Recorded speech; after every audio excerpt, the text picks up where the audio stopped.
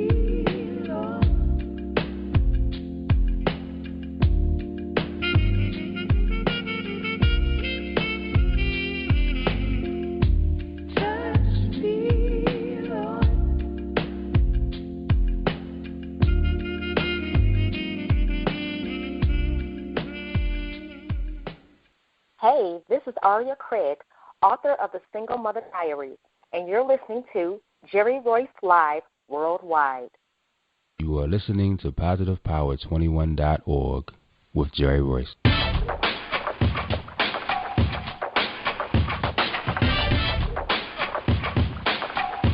What up? It's your boy Kano Kingston. Hi, this is Angel Sessions. Hey, this is Cotton. Hi, I'm Teresa Cowell. Hi, Jerry. This is Ira Sandro Carter. Hi, this is Phil Powers. Hello, this is Teresa Barbie with Jerry Royce Live. Hi, I'm Philip Byrne. I'm live on the Jerry Royce Show. Hey, what it do? It's your boy Houston Saint. Peace, this is Dahlia the poet, spoken word artist. Hello, this is Lamar Marquise with Jerry Royce Live. All right, everyone. You got Robin Lynn, and I'm keeping it live right now on Jerry Royce Live. Hey, what's going on, everybody? What's up? This is a award-winning podcast with the greatest podcast on earth. Thank you for stopping by. I'm your host, Jerry Royce Live Worldwide on Internet Radio, where you get your positive on. So when it's all positive, it's all power. That's positive power. This is a worldwide podcast for growth, wealth, and success. Thank you.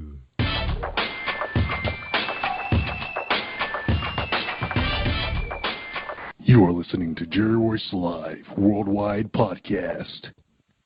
That's right. You tell them, Robot. And thank everybody for joining us, and welcome to PositivePower21.org. Can you feel the power? Can you feel the power of 21? The Father, the Son, and the Holy Spirit. I am Jerry Royce Live. I am blessed. I am worldwide. And Philippians 4:6 says, don't worry about anything. Instead, pray about everything. Tell God your needs, and don't forget to thank Him for His answers. You're listening to episode 390 with Aria-Craig, self-published author. That's right. She's also a certified coach, a public speaker, entrepreneur, wife, and mother. Woo! And she was raised in the south suburb of Chicago, Illinois. And she's here to tell us about her life, because she talks about it was full of hardships. She was raised by a poor, single mother without a father, low self-image, little guidance on her future, emotional, psychological setbacks, including molestation and bullying. At the age of 22, she became a single mother herself.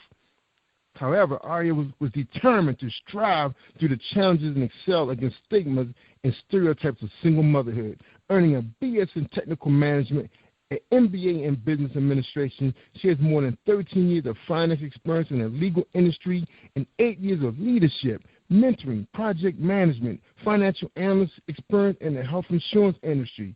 That's right. And she is married to a husband who's actively participating in Real Men Read, a Little League baseball and Boy Scouts. He like me, like to participate with the community. All right, well, no further ado. Ladies and gentlemen, I present to you Aria-Craig. Welcome to the show, Aria. How you doing? Thank you, Jerry. It's great to be on the show. Thanks for having me. Thank you. You're welcome. You're welcome. And the first question is for the night. It's not the only question, but to start out, who is Aria-Craig? Aria-Craig is an empowerment and leadership strategist, which is what I have as my subtitle. I am a self-published author, a certified coach, and a speaker. I was a single mom for 12 years of a 16-year-old with a few weeks boy, and 4 years married with 3 stepchildren, so I'm part of a blended family household. I have a bachelor's degree and a master's degree, and I am also an entrepreneur trying to work this thing out for single parents, divorced, separated, blended family parents, letting them know that they can be inspired and empowered to move forward into great dreams and fulfillment. All right. So you are a busy person, and I just love this 3-part series entitled Single Mother Diary. I just love these book covers. I love what you're about. Of course, you're about the cross. I'm sure God is guiding you in every step of the way. You experienced so much early in your life. You want to start us off, tell us, how dark was it so we know what got you back into the light and why you're so inspired to help other people? Oh, sure, no problem. Growing up, I'm the middle child of 3 kids, raised by a single mother, and we live in a household with my grandparents. So they were pretty much the leadership of the household from what I have experienced. My father was not around. He actually didn't come into my life until about a few years ago, and I happened to connect with one of my sisters on my father's side on Facebook. But growing up, being the middle child, there's always challenges being a middle child. If anybody's out there that's a middle child, you know what I'm talking about. You have the oldest child that is basically the person who's supposed to be the limelight, and the person's supposed to be have so much favor in the family because they were the first child, and you have the youngest one, that's the baby. The middle one, myself, has to pretty much figure things out. So that's what I did. I pretty much am I spearhead leadership between the 3 of us in terms of direction and acquiring things early in life and having to make some tough decisions. I went through molestation when I was about 8 years old, ironically from someone who I went to church with. Someone I went to church with, and I had to, if anyone has been in those types of situations, as you get older, you kind of put it out in the back of your head, kind of just sits on the back burner until it resurfaces from a traumatic experience or something that brings it to the forefront as you get older, and then you have to deal with it. Right. You hear about this so much. I think that might be one of the reasons why, I'm sitting here in this chair right now, under a Christian logo, under the cross. I heard so many of these stories when I was entertaining the other genres, when we was just, entertaining fictional authors. A lot of them were writing to cover up the pain. They just could not forget, even though it happened years ago, 20, 30, 40 years in some cases, but you just never forget. Now, that was probably somebody you really trusted. What did you tell anybody? I did not tell anybody until I was probably about 14 years old. And the way that I communicated I talked to my mother through writing it out, which is, why authors do that. We write things out. So I wrote in a letter to let her know what happened, but, so many years had gone by. She had already had an established relationship with this person. I was a little heartbroken with the way that she handled it, because even after I told her about it, or I wrote it out on a letter, and she did let me know that she did read it, nothing seemed to there was no change. We would see this person on Sundays and shake hands, and I was a little bothered by that. So I told myself that I was going to do things differently when I became a parent. Wow. That is terrible. I mean, did you feel like you had no support? I mean, that was your mother, Oh, absolutely. Who else can you go to? Absolutely. She was the only one that I went to until not too long before I got married. My husband and I had a discussion about it, and we said we need to go seek therapy. So he was actually with me in therapy, and my counselor told me you need to confront him. So I did confront him about it.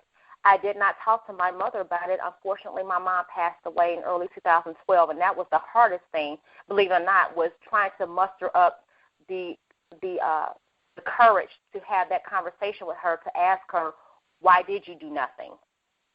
Right. That's wow. So your husband, he was in your corner. I know it had to be kind of rough for him too. It was. Being a man, you kind of when you look at your bride. Of course, nowadays nobody's really marrying virgins anymore. But when you walk down the aisle, you kind of thinking in your back in your mind, this is the only I'm the only man, to this woman. That's what that's how you feel. Because the rest of the relationship doesn't matter. But in a way, I guess you both felt like you were invaded, because it's not like you gave this person consent to touch you, because she was a baby. Right. Yeah, right. So I know it had to be rough. So the therapy worked for both of you guys together. Good, yep. Good. Now, when did you decide to pick up the pen and share this with the world? Because it sounds to me now you're in a position where you're trying to help other people who are or women or children who's afraid to go to someone. But do you think your book is going to it's a communication device? I mean, how do you see it? You know what? I see it not only as a communication device, but also as an investment. Because I'm talking to people through my own personal experiences, not just growing up, but also as a single parent, particularly of a son, African American. So I'm talking about my experiences, which tried and true, what I've learned from my mistakes from my mom, and also what I've done from trying to co-parent with my son's father, which is also that's a whole can of worms by itself. It's more of I'm talking to you, like I've been there. So let's work this out. Let's talk about it. And of course, my phone number is on my website. But let me let you know that I've gone through this before, and there are ways to get through it and be empowered and be inspired by your circumstances. And there's light at the end of the tunnel. I know a lot of single mothers who feel like I'm not going to find anybody because I have a child, and the stigma is always around the mother. It's the father is always placed in the statistics as a number, but not a face and a name. But the mother always has to be the one that carries around the stigma when they're going to the doctor's office, and the child has the last name of the father, and the mother has her own last name. When you say, my name is Mary Jones, and my son, John Craig, is here for his appointment, you're automatically, and they're looking at your hand to see whether or not you have a ring. The stigma is always there. So I'm here to tell you that there is light, there is inspiration, there is encouragement. I am here, and I can talk to you from what you have experienced through my own experiences. Well, Aria, you think that? Because I'm going to tell you where I work at, I'm going to tell you, it's not even 1 out of 20 people's married, and I work for the federal government. So I'm like, you go to these doctor's office, and maybe the older Caucasian women may be married. There's some of the African American females who work in medical, records. I don't see no ring on their fingers. The girl that takes my son in the back to weigh him and check his vitals, I don't see a ring on her finger. I see tattoos on her arm, but I don't see no ring. So you sure? Well, I mean, I'm not sure who you see, but I know in the Baltimore area, I don't see a high percentage of married women. There's a lot of single women. A lot. Too many. You're right. Where the guys at? Yeah, and then that's church the thing. too. Absolutely. Absolutely. That's a thing, because we, again, as single women who possibly have children, we don't feel like there's anybody out there that will love us because we have children. So that's the thing. That's a problem. That's a problem, because that's basically owning a negative self-image about yourself just because you have children. So it's everywhere. Single mothers or any of the fathers. Yeah, that is pretty negative, because I'm going to tell you, I'm married, but I meet the nicest mothers, because I chair a Taekwondo program. And, after a couple sessions, you start to get to know a lot of the parents pretty well, and the ladies are really nice, and they don't bring no men to So they sit all day with their kids. And then when they come to the belt promotions, they just bring their parents. And you don't see no guy, no man. But they're really nice. And I would never hold a kid against them because a lot of the kids are really nice. It's like, you look at them as your children. Like my son plays football. And, me and the coach, we just love the boys. We just love being their coaches and teaching them how to be men. And we do fun things after the game. Like we have a big event after this Friday night game, and they're inviting their family and friends. We're just looking forward to this fellowship. And, then most of the women are single. And the boys, they look up to us, for guidance and everything. Like we don't never get into, that person like, hey, do you have a problem with bullying? But if they have some problems in school and moms bring it up to us, we come as a group as men and say, come on, guy, man, you're one of our best players. We need you on the field. We need you in the classroom. I don't know. Most of the guys I know, they really into coaching and everything, and they love kids, and they're not with their baby mamas no more, and they're dating women with children. I don't know. Well, I mean, I know men and women. We from Mars and y'all from Venus. So I accept your opinion, but I just know my friends would never let kids hold them back if they love a woman. They see something they want, and they want her in their life. Because one of my buddies, he on his second marriage, and he loved kids. Taking them to their basketball games and stuff like that. He has no problem with it. Driving them to college, and I mean, you would never think that that's his stepchild. I don't know, Ari. I guess it depends who the guys you're meeting. Yeah, and it depends on where. Keep in mind, you said that you're meeting some of these single ladies at events, sporting events, where they have their sons in sporting activities, where there's going to be a lot of men. Right. So that's a difference. There's a difference. I also talk about that when I'm coaching, because part of it is coaching relationships. When I have single mothers, it's like I don't know where to find men, and it's like, okay, you need to go where there are men. If you have a son, a sporting event. What? One thing that came out a couple of years ago, they said Baltimore has the largest female fan base for the Baltimore Ravens, and I believe it because they have Biggie went because when they found that out, because I remember going to some games and my buddy was bringing his girlfriend. It was like he had 4 tickets, and then he was like, dude, we could have gave it to so-and-so the ticket. No, man, she really wanted to come, man. I was like, oh, man, we were trying to go after this, So, so the next thing you know, you're starting to see a lot of guys in the area bringing their wives, bringing their girlfriends. It was like it was changing. The culture was changing. And the Ravens actually entertain a lot of events for females, like they, especially during Breast Cancer Awareness Month, and then you have domestic violence coming up, and they do a lot of workshops. Because the coach is real Christian based, the head coach, so he's always having Bible studies and this thing and that. They do a lot of stuff together with the women, the married women and the single women do things together with their organization. Yeah, right. So maybe it's something spreading in Baltimore because, like you said, you have to go to the events where you find these guys. Like men love basketball. They don't care what basketball. It could be on the playground. They're gonna watch it. If you can't play it no more, you're watching it. Right. And football, baseball, but baseball kind of slow. But you guys just gotta, you gotta look at it like like you're trying to sell something. It's like you're gonna try to sell balloons at a wrestling event. Right. You gotta look at it like that. What are you trying to sell? Right. So you guys gotta strategize. Right. And find it. Right. And then I told my sister, because my sister was really bent over backwards about, I gotta find me a good Christian guy in church. I said, girl. We're going to take a break in a second, but I'm going to get this out real quick. Okay. So I said, girl, when I was at new membership class and my wife and I had joined a new church, everybody was in my class had addiction issues, everything you could think of. And a lot of them were there because they were trying to keep their state job, but they were driving buses and trains. I was like, oh, my God, he driving a train on that?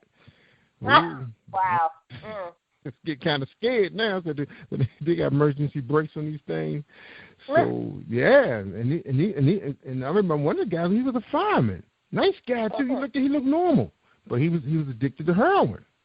Oh wow! And yeah, lost everything because cause they say their testimony there. Ooh, they telling too much stuff. And same thing, the pastor. He was a drug dealer, and he was addicted to painkillers because he was a nurse. Oh my God, he's on drugs too. I was like, oh my God. And I told my sister, I said, do you know who these people are that's in this church you're talking about? Not just this one, but all of them. I mean, the people who's probably normal, the ones that's coming in with their families. Right. The ones that you want is the ones you need to, you may want to try to get, because I'm only here because my wife brought me in there because I could sit home and watch it, back in the day because I want to watch football. And then I take in the early service, T.D. Jakes, Creflo Dollar, guys, they're the best of the best, I remember going to church and I walked out and said, what did he talk about, honey? You remember? I said, no, I don't remember that. Oh, wow. Yeah, because they can't stand up to, T.D. Jakes and Creflo Dollar and Joyce Myers and, all those powerhouse ministers on FM radio, like Jamal Bryant and them, and Pastor Thomas, you just catch them 6 o'clock in the morning, and then by the time, you finish having breakfast and playing golf, football game on. Got it all in. From 6 to 4. Had a great day, great Sunday. Yeah. Well, that's how I used to roll. But I'm just telling you, y'all got to be careful out there. And that's just like you said, one of those crazy nuts was in the church. They trying to get in there because just think about, I remember, I ain't trying to put this guy out there because somebody listened to it, but they can connect the dots. But I know somebody who met a guy who just got off the farm for drugs, and that was one of the things that was in order for him to be able to keep his management job, is that he had to change his friends, his life, everything. So he got in the church, doing Bible study. He was trying to do everything right. Went to his meetings, and then he crossed paths with this Christian girl, and she thought he was the best thing since sliced bread. He turned out to be a maniac. He domestic abuse, mentally, physically, everything you can name. So you got to be careful, y'all. You really got to, home into your spirit. And there's nothing wrong with meeting a guy at a sporting event and then have him come to your home church. Right. I agree. That's right. Yeah. I agree. All right. Because I think I'm a halfway decent guy. I'm more than halfway decent. My wife got me in the church. She the one got me out of business. We really should be fellowshipping at the place physically. It's just good to watch on TV sometimes, but we should be meeting people and Christian couples. I said, okay.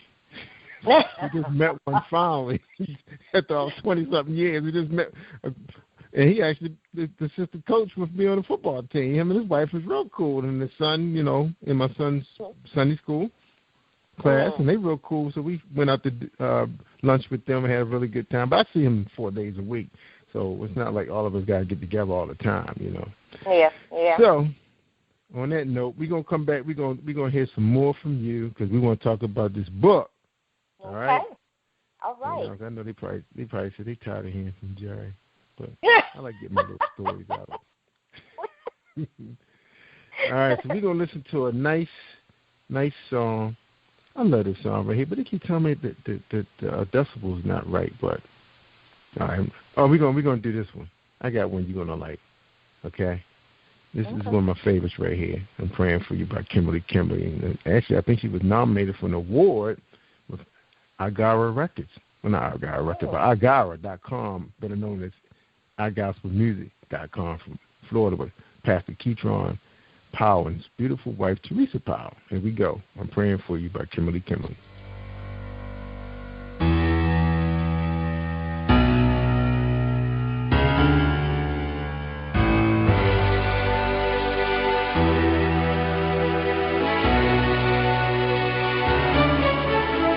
What you looking at? I see you talking, but you don't know me. So why you hating?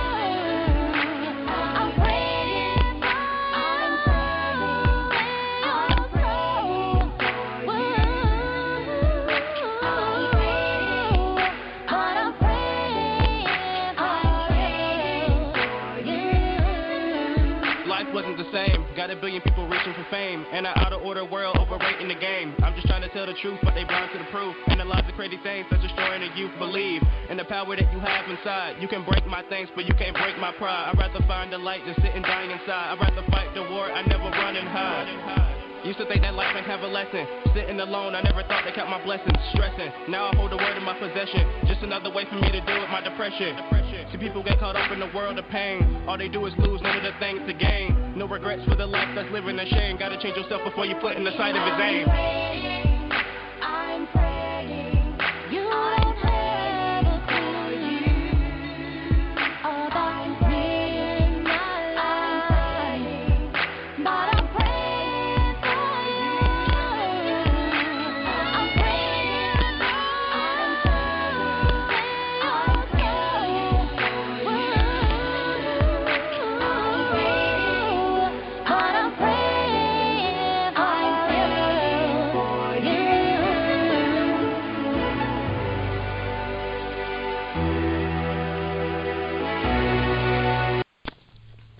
Hi, I am Arthur Crystal Alexis, and I'm on Positive Power 21 with Jerry Royce Live. Woohoo!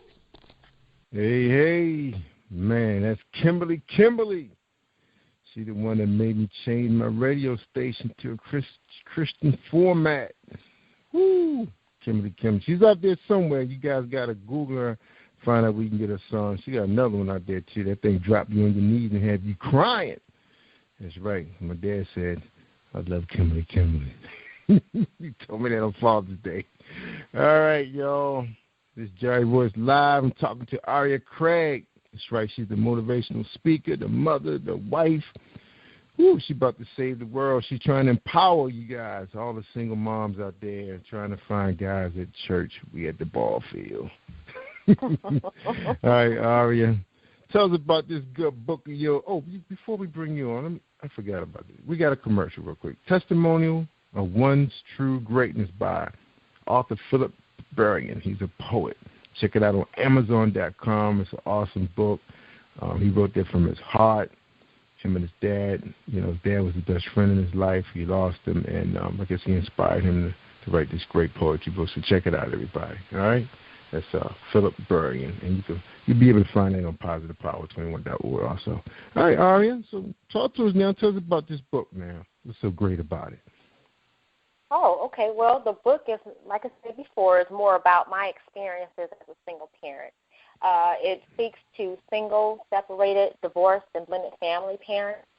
I talk about how I raised my son and give tips and wisdom on different ways and strategies that you can promote in your household with raising your children. When my son was younger, my son would be 16 in a few weeks. When he was a toddler in a high chair, I would always get compliments from people of all different races on how he was being raised, on his character, and on his integrity. All the way up until now, even the other day when we were in Memphis this past weekend for an author's festival, my son holds the door open for me, and I stand there until he holds the door. He holds it and waits for me to go through, then he goes through behind me. And he holds it open for other women that come behind me. So that's a rarity. People don't raise their children, and particularly their sons, to do that anymore. Mm-hmm. It's more of a training. I'm training him to learn how to treat women when he becomes an adult. That's right. Because one of the things you hear a lot of, the generational curse. Some of these young people, young boys, have witnessed their mom being beaten several times by different men. I've had stories like that. It's like they just attract these kind of guys. And I had read one woman who her husband actually learned this behavior from watching these guys he had just met in the neighborhood he was hanging out with. So, do you think him not? I mean, did he witness? He didn't witness none of the abuse that you went through, coming up. But like when you was going through what you was going through, did he know that, or you guys kept that separate so he was just able to be his own self? Yeah, I kept that separate. I didn't talk to him about it. I didn't talk to him about it until recently.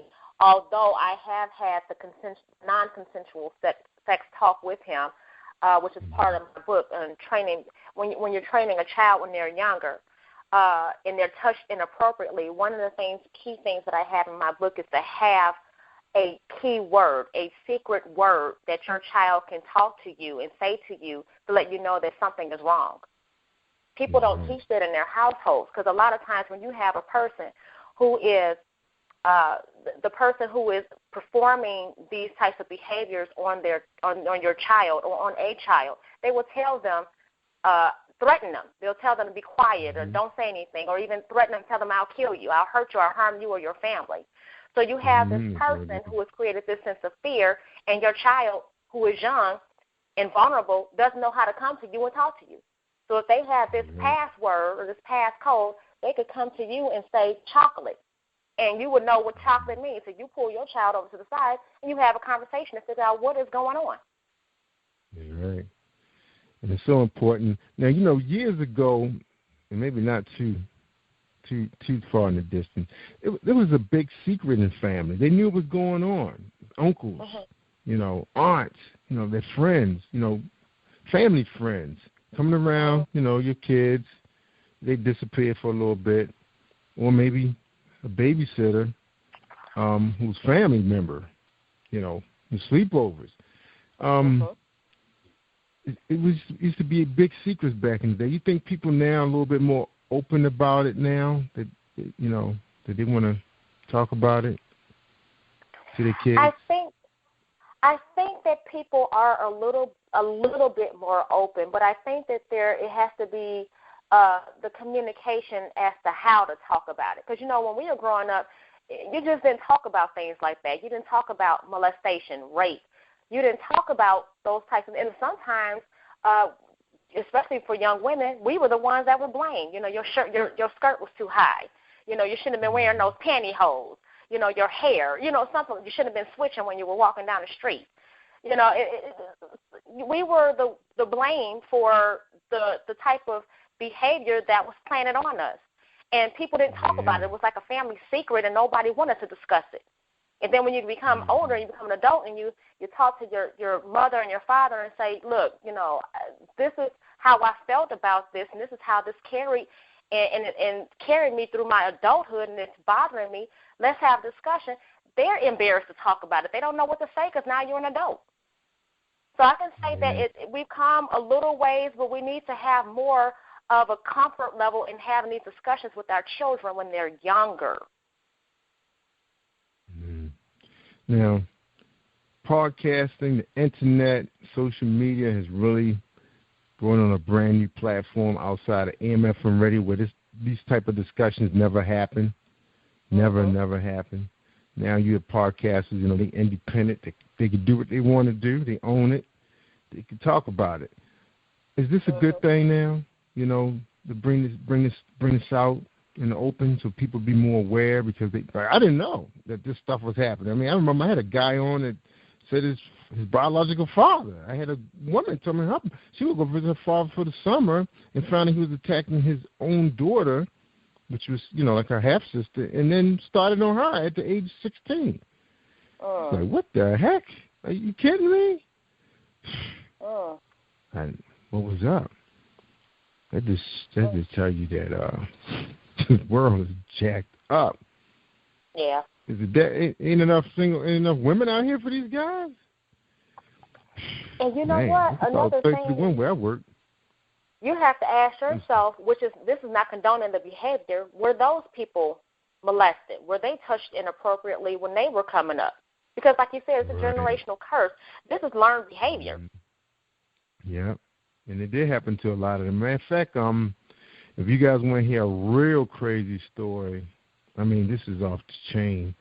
On Tina Hobson, I Am Superwoman, on her show, she had a guest who wrote a book about it. But this young boy had some kind of mental health issues, and his mom was letting him have consensual sex with his sister. Well, it wasn't consensual by her, but she was giving it. And I said, what? Wow. And then she had a child by him. It's like the mother was allowing this to happen with the children.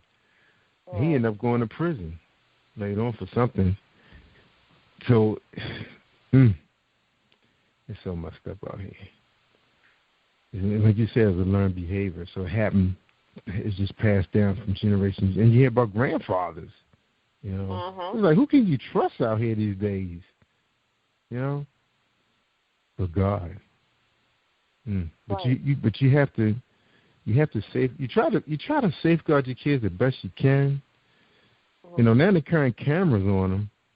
You know, so look, you can sit this thing right here. you can play it live if you got to. If you're not comfortable, go live on video. FaceTime me. You know, it's almost like your phone has to be a weapon now. You know, or your guard, your armor. Yep. Wow. Oh, it's crazy. But it's good that we have people like you and other people out here now telling their story, publishing books. Now, tell us a little bit about your life coaching. Who are you life coaching? My target audience are parents.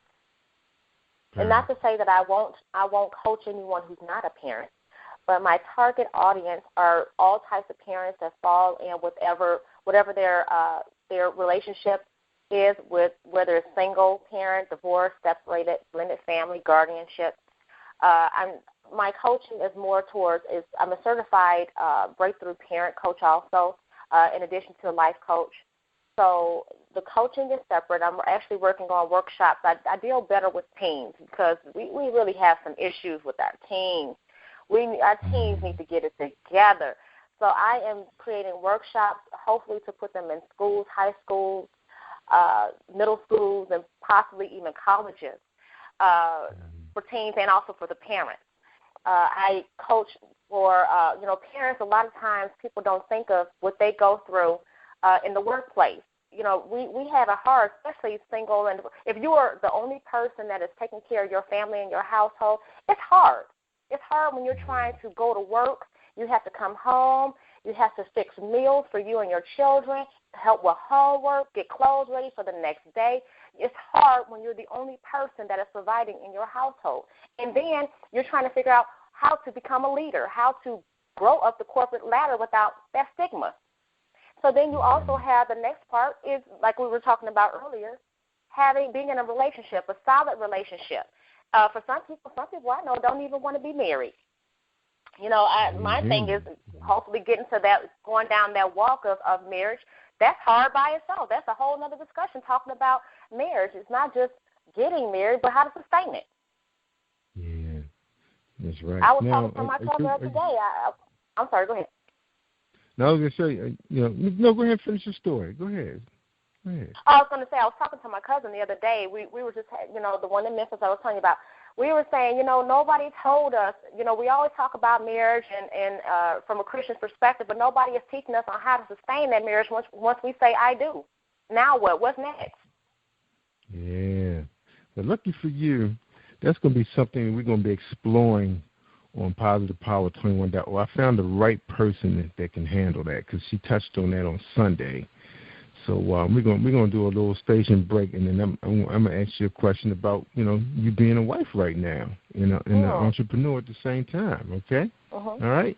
Just a quick station break. All right, y'all. This is a quick station break with Tea Time. Hey everyone! Don't forget about Tea Time Thursdays with Jerry Voice live worldwide on PositivePower21.org.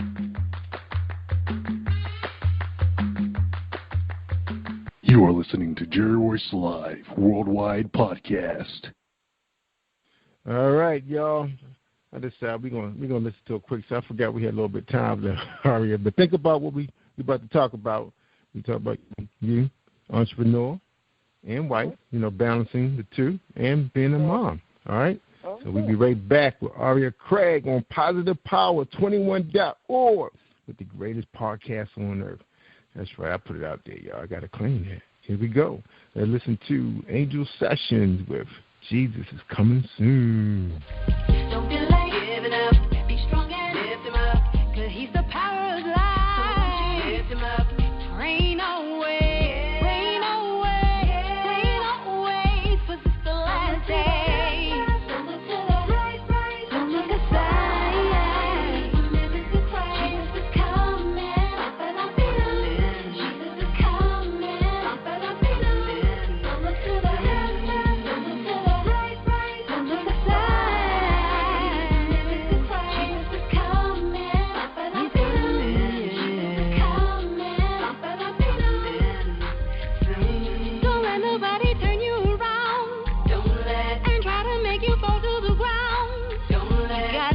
action. He guides with direction, his love and affection. Don't delay, give it up, be strong and lift him up, 'cause he's the power of life.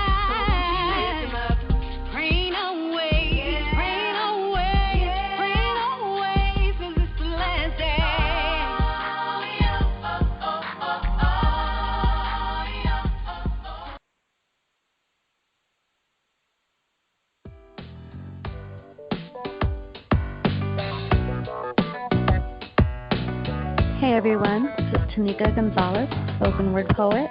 Whenever I'm online, I'm always listening to Jerry Royce Live. You can find Jerry on www.speaker.com. Positive Power 21.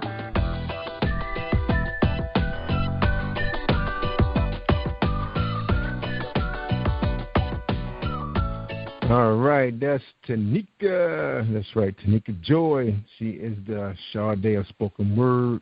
She was Sector 7, and she's out there looking for some talent out there right now. That's right, you gospel performer, poet, writer, actor, actress.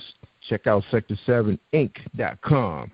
You'll see a little piece from Jay-Z, and that's right, super producer.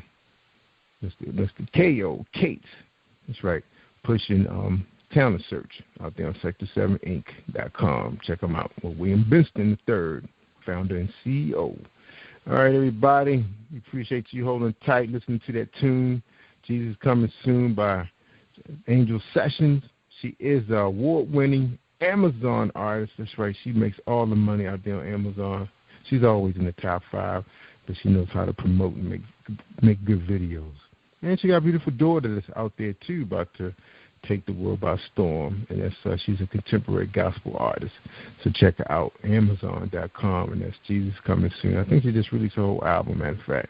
All right, we're talking aria-craig. She is published author, certified coach, public speaker, entrepreneur, wife, and mom. All right, so tell us about balance, the work-life balance, being a wife, an entrepreneur, a mommy. Tell us about that. Oh, work-life balance is always a challenge. Always a challenge. It's just more so about you setting your priorities. What is important to you? I had a mentor when I worked at my last job in corporate America that told me, she's a top executive, African-American woman, told me, listen, she's like, she has 3 or 4 daughters, and she told me, I don't regret those few times that I had to miss out on a practice here or there, because what I'm doing and what I'm trying to achieve in my life is helping them to grow in their lives. So we a lot of moms and even dads, we have a lot of guilt when we can't attend a certain function or can't take our child to a game, and we can't do that because we're working overtime.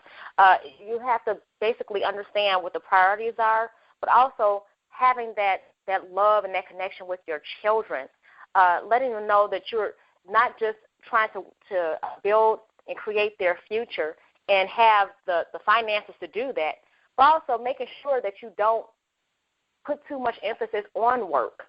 You know, understanding that there are times you're going to have to say, no, I can't meet that deadline tonight. Can it wait until tomorrow? Or take it home. If you're on the train, a lot of people commute. I know out here in Chicago, we commute Metro or the L. If it's something you can do on the train until you get to your car, so that way you can be about your business with your family, do it on the train coming home. Figure out some type of option so that you can understand what the priority is in your life and balance it out that way. That's right.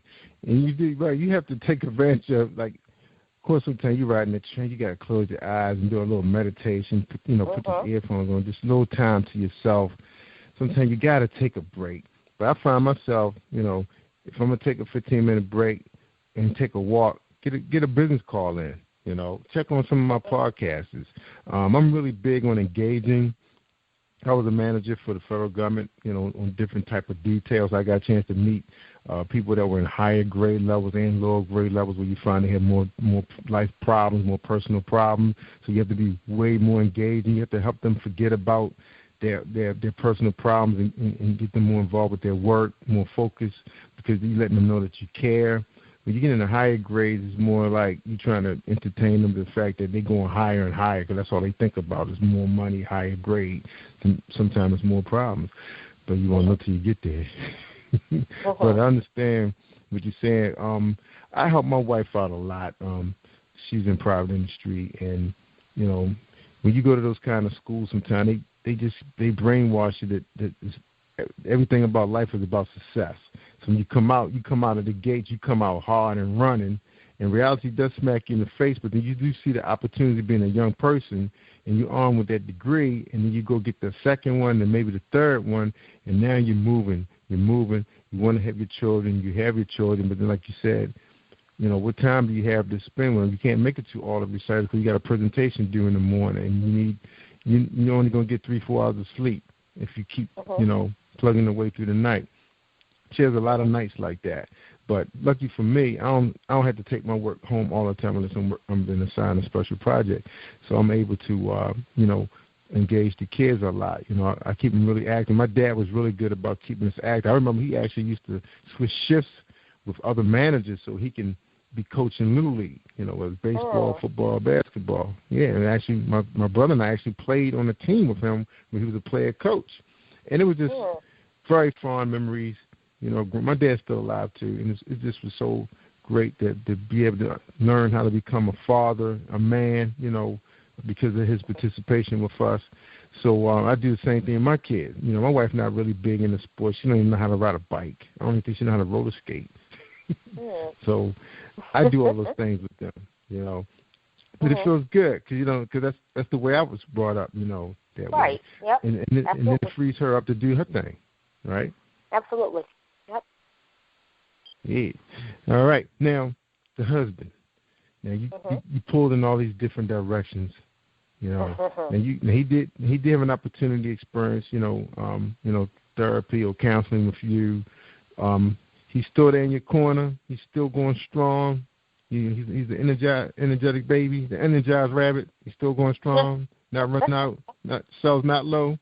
He's good to go. Yeah, he's been happy. Incredibly supportive. Yes, incredibly supportive because I think that, I'm not going to say I think, I know that he believes that this is the direction, the journey that I'm supposed to go in life. So he's been incredibly supportive. Good. Now, how did you meet your husband? Oh, my son was on a Little League baseball team a couple of towns over. So he was the baseball coach. Again, going back to what we were saying earlier, just got to know. And the thing is, I was in school. I was in school to get my master's degree, and I was so focused, I wasn't thinking about being in a relationship. That's normally how it goes. When you're not paying attention is when it happens. So, yeah, that's how I met him. We were just talking about that. Uh-huh. You know the secret. Yep, I know the secret. That is funny. But I mean, and of course you probably lucked out because he was actually single. Now was he because he was divorced, right? He was a divorcee. Yes. Okay. All right. Cool. And that's what I was telling my.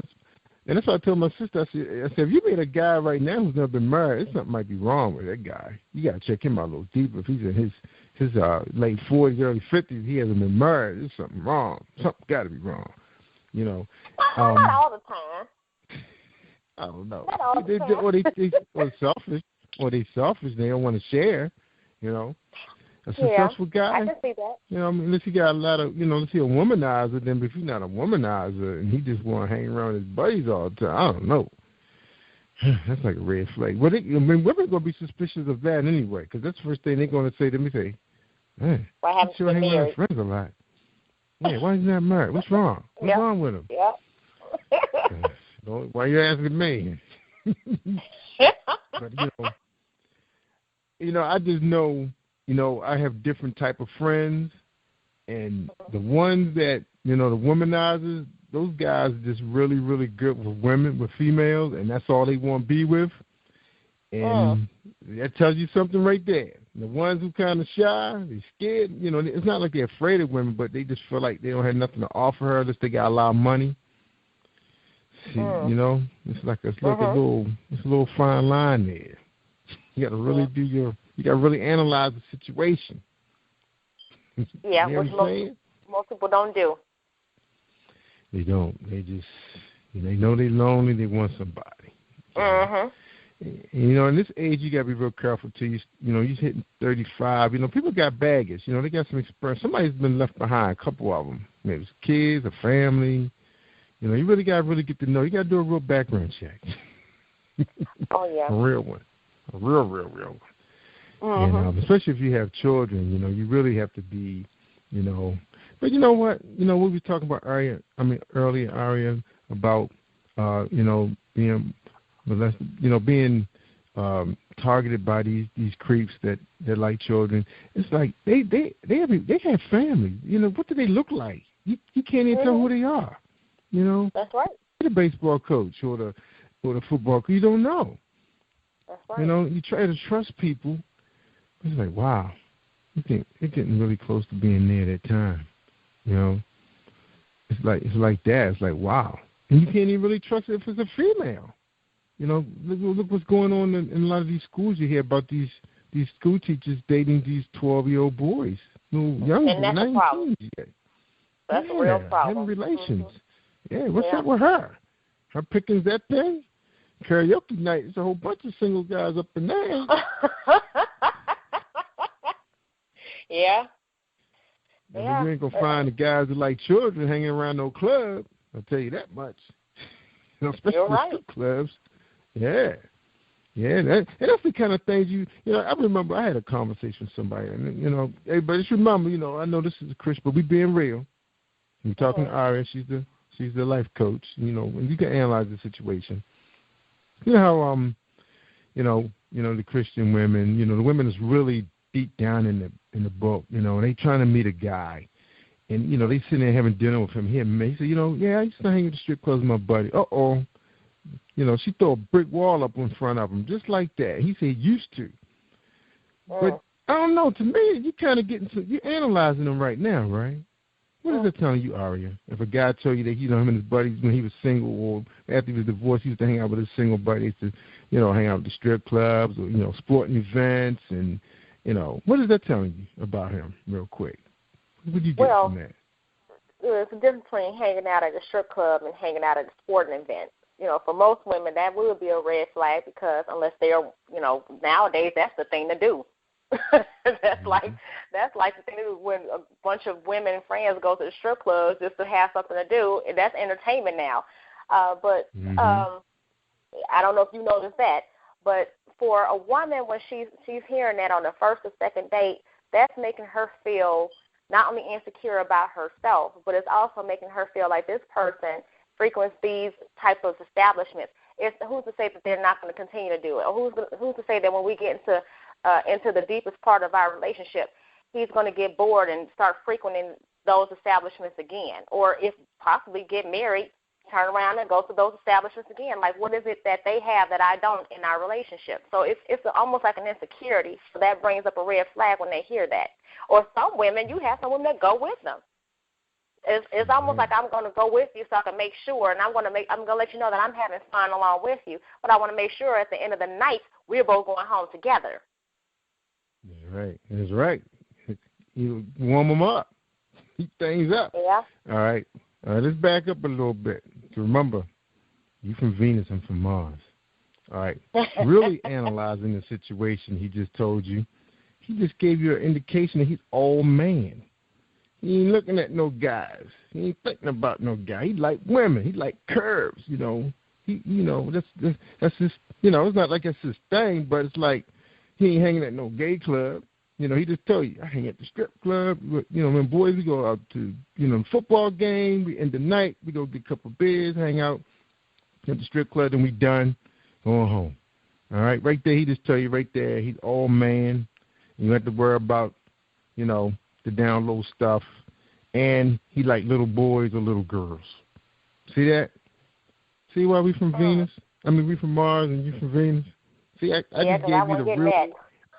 Right, I gave you the real analytical breakdown of what you need to know. Now, if he say, yeah, I've been in church, I started going to church really hard when I was in my 30s, 40s after my breakup with my wife. Yeah. Now, she thinking, what you thinking right now, Ari? He told you that. He's single now. He has 2 boys and a girl.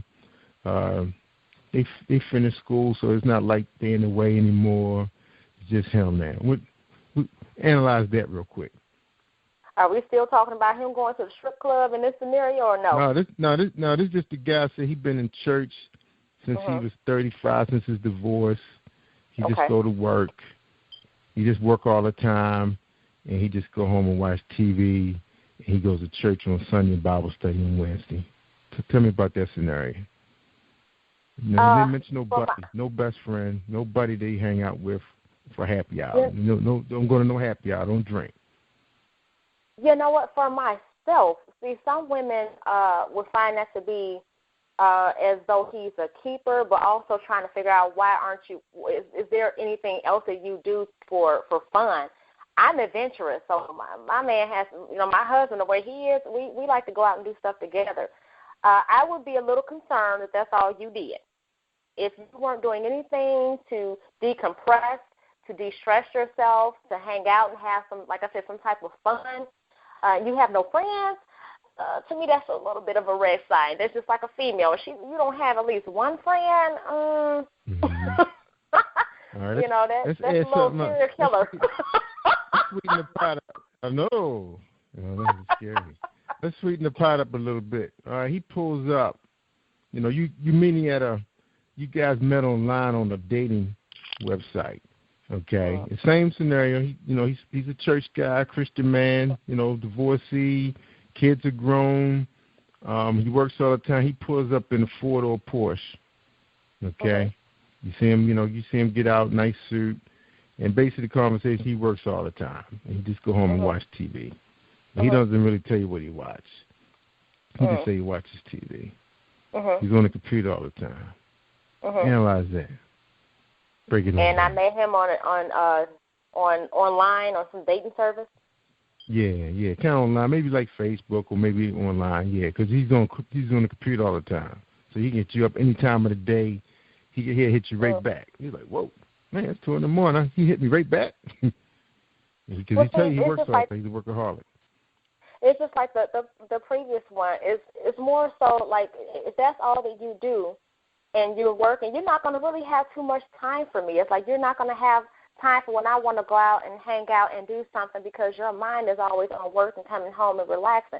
And if you're one of those people where you're always on the computer and you're not just hitting up somebody on Facebook or Twitter or whatever the case may be, and you're doing other stuff on the internet, that's going to be a problem for me. I'm going to be like, well, what do you do for fun? Do you like to do anything for fun? At what point, women like to have attention. We're emotional by nature. We like attention. We like discussion. We like talking. And if that's what you do is I'm tired and I don't feel like going anywhere and I've been working 14, 15-hour, 16-hour shift, that's going to be a red flag. It's going to be more so, do you really want to be in a relationship or are you trying to date? I mean, are you just about, right now, I just want to be about me? And there's probably going to be a whole lot of red flags on that cat because, one, he gave you those open-ended answers like I work all the time, which means you work 24 hours, 7 days a week. You sold a nice car, so obviously he must be making some good bank, you're assuming. Nice, dressed well. But he's on the computer all the time. He watches TV. That could be a red flag that he likes sitting around looking at porno all the time. And maybe not. And because he don't do anything else to meet people, it's easy to meet people on social media or the internet if they're in your hometown to get a quick date. So he's like, that's the thing he like doing. Maybe he's a serial dater. He just wants to date. And one date night, he's one of those guys. Nice talking to you. I'm on to the next one. I'm gone. So he's not one of the type wants to commit. Try to get his one night stands and keep it moving. So it could be a red flag with him. Yeah. See? Possibly. Yeah, several things happen there because you don't really know that much. His kids moved on. You don't know what's entertaining his mind when he's watching TV because, you know how the mind is. You keep looking at these certain images all the time. You become those things easily. Yeah, and for some women, it's like you had me at Porsche. I thought you were driving. Yeah, and next thing you know, she's getting in the Porsche, and she can get her car later. She gonna leave her car after a couple of drinks, after you get you a couple of glasses of wine, and the Porsche is looking shiny, and you know hey. Instead of you asking those important questions, you asking those important questions. Or matter of fact, how about I get in my car and I meet you somewhere because I just met you. So you could, I don't know you like that if you get in your car. Another thing, and I don't want nobody stealing my ideas for a book, but another thing could come out of that too is not only is he a serial dater, but he could be just waiting for the right one that offers him the opportunity that he wants to be married because his father was married. He came from a family, but he's really not. He doesn't really have that true DNA to be a keeper. But if he can find someone that he can get away with things. And it takes a while probably to find, because I met a lot of naive women that were beautiful, smart, had great jobs, but they let me walk all over them, Right, yeah, you meet those. They take you shopping, they buy you shoes and suits and take you on trips, and you can just come and go as you want. They don't never hold you accountable to nothing. Oh, hi, I'm glad thank you for calling me. Just drop $1,000 on you. Yeah, I'm calling because I want to go shopping again. Yeah. Oh, wow. Yeah, you got them out there. See, women really, that's why my daughter been studying Taekwondo since she was 5. She's a killer. Ain't nobody going to get over it. They're going to have to be crazy to date her. But it's like, it's a concern out there being a dad, What's out there, But you know what? Since I've been, I'm like you. I'm not actually a certified life coach, but I'm more of a motivational speaker, to inspire people, empower them. I find that athletes, especially the leader types, they are very well-rounded, a lot of those guys. They're coachable, they're teachable, and they're very friendly and they're engaged, and they like to communicate. But they're the leader. They're the ones that's – and it's hard to find those guys when they're young. It's like, okay, everyone is talented and gifted on this football team, but who's the real leader? A little guy with the 2 earrings in his ear, they can run a 4.2 and he's only 15. It's like hard to find the clean-cut, guy that you want to lead your corporation. Where is he? But I read in some empowering books, and I think the one I read this in was the book by Jack Ross Winters, that they found that athletes make very good leaders, especially female athletes. Make real good leaders, because you know how women could be when they in leadership positions. Sometimes they just got their guard up all the time. They the boss, and they don't want to let down. And you take them out to drinks. Oh wow, you're really a nice. Because I had a boss like that. She took us all out for drinks for the holiday. I think we were about to leave our Simon and go somewhere else, and she was so nice and everything, and buying everybody drinks and so friendly, and we wanted to beat her up on the floor. Like, you take a party, and man, she's the good old girl. I was like, oh man, we like you. See her today, she all hugs, man. It's like, man, I had dreams of beating her down. But it's because she didn't know how to balance, being a real person and being a boss. Till you got, she got a couple, Achilles in her. She was good to go. So that was that conversation. But thanks for sharing, though. And we're gonna take another musical break because you have something else to add. You have something else to add? No, nothing else to add. You get to go. All right, I appreciate that. All right, we're gonna hear one from my man Greg. Greg has a Surrender. Okay, let's listen to Surrender. It's a good. Oh my God, this one's too long. Let's hear He Is Worthy. I like He Is Worthy by Greg Harris. I call upon the Lord, who is worthy to be praised, and I am saved from my enemies. God is and I will bless His holy name for all He's done for me. Gave me victory, kept my heart in perfect peace. I will you just 'cause you're you, Jehovah Jireh. There's no one like you, nobody. Spiritual food, your love is the only thing that gets me through. He is worthy of all the glory, and He reigns forevermore. He is worthy, and He's holy, to glory and honor.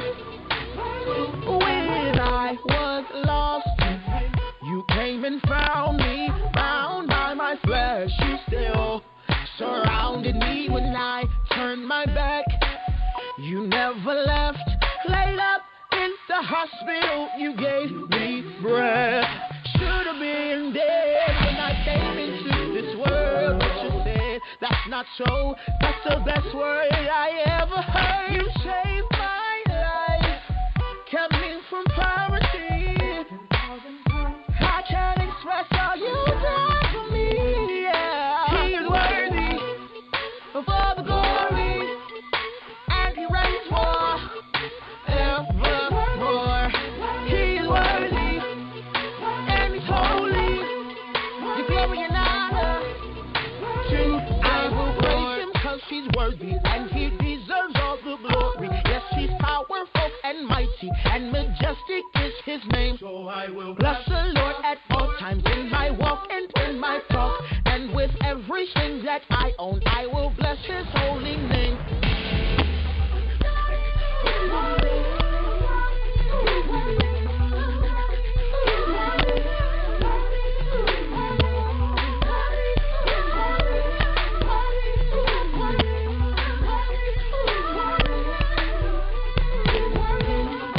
He is worthy of all the glory, and he reigns forevermore. He is worthy, and he's holy. The glory and honor to the Lord.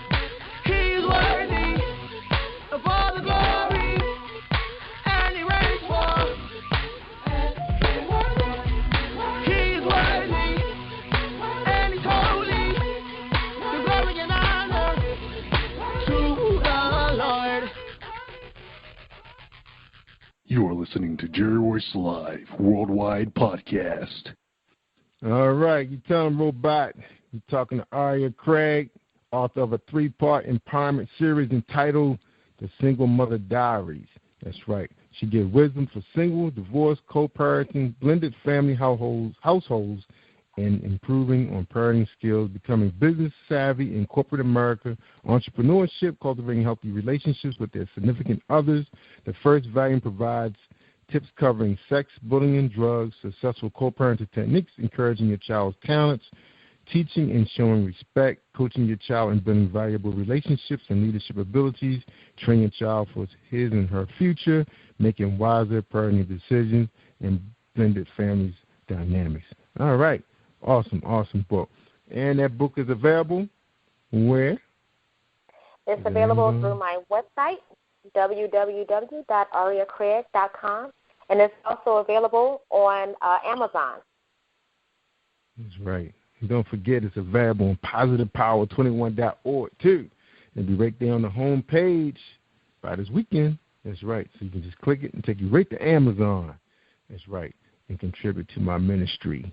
That's right. The Single Mother Diaries, Volume 1 by Aria-Craig. Awesome. Really love that cover. You guys got to check that book out. That's right. Congratulations to you and your family. And we're so happy to have you part of the network. And we hope that this network benefit your ministry, because that's what it is. It's a ministry. Yeah. All right, are you ready to give us your final thoughts for tonight's show? Yes, I am. I just want to thank everyone for tuning in and listening. Like I said, this book is more than just a quick read. It's not even 100 pages long. It's more of an investment as a parent for yourself, and also for the development of your child, raising your child from infancy all the way up until 21 years of age and older. It's an investment that can really bring positive and beneficial things to you in your life as a parent. So I really hope that everyone checks this book out, reads it, and provide me with your feedback, because I definitely welcome feedback on this book. All right. Yes. Yeah, you're going to get some feedback. And I just want to let everybody know that PositivePower21.org was voted, nominated for an award for Best Global Radio Station. I forgot the name of the radio station, but we were nominated. So hopefully we can walk away with that award. And I'll find out more information in case there's voting involved. Also, we're going to be part of a syndicated gospel radio station out there on Spreaker Radio, one of the giants out there under the Robin Lynn Productions. That's right. So she's been carrying us under her gospel station because she's pretty much covered a lot of other genres already, Spanish radio, you name it. And she's all over the military satellites. Also, good news, we're going to be carrying a live Bible study soon. We haven't determined if it's going to be 2-3 days, a month, or what. But we'll see. We see how you guys embrace it. But we're looking forward to that with Pastor Sherry Grant at Maximum Life Christian Church. Her and her team, also Lily Russell, a known actress in the Baltimore area, is coming on board with us to podcast. I think her mom is already out there on AM radio, I believe she said, I think having 600. So we're looking forward to that all happening, bringing them all on board. So it's very exciting times for the gospel radio station, especially PositivePower21.org, since we just converted. Thanks to Kimberly on June 5th, we became a Christian radio station. And thanks to all my podcasters, I want to thank you guys again. And congratulations to Andre Milton for his first broadcast with us as a sports talk radio, his team. That's right, they broadcast right out of Morgan State University. And they will be at location at a sports bar somewhere in East Baltimore. And we hope to hook up with them guys and have them on our live broadcast on our Periscope channel and YouTube. All right? So sounds good, everybody. Sounds good to me. That's right. Podcast is good to go. At least in my book. All right, Aria, I really appreciate having you on the show. And, of course, we're going to talk to you again because you are in the network and people have an opportunity to hear more of you, a different perspective. Of course, my style is a lot different than other podcasters. So they may have you reading scripture. So you better be ready. Okay. All right. All right. Y'all enjoy having you. Tell everybody about it. Being the show. Yeah. So hold tight. All right, everybody. I tell you guys all the time, you want to hear the good stuff, you got to listen to Jerry Royce Live worldwide on PositivePower21.org. Please share this file. Support a sister. That's right. She got a good product out there. I like it. That's right. I really like it. And it will be on our website. Make it easy for you. Everybody has Amazon accounts, so you know who you are. Go ahead and cop that book and share it. That's right. Tell somebody else about it. All right. I'm Jerry Royce Live. I'm worldwide.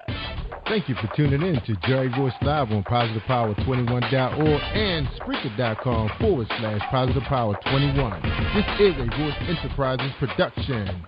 And don't forget about replay on Facebook.com/Jerry Royce Live.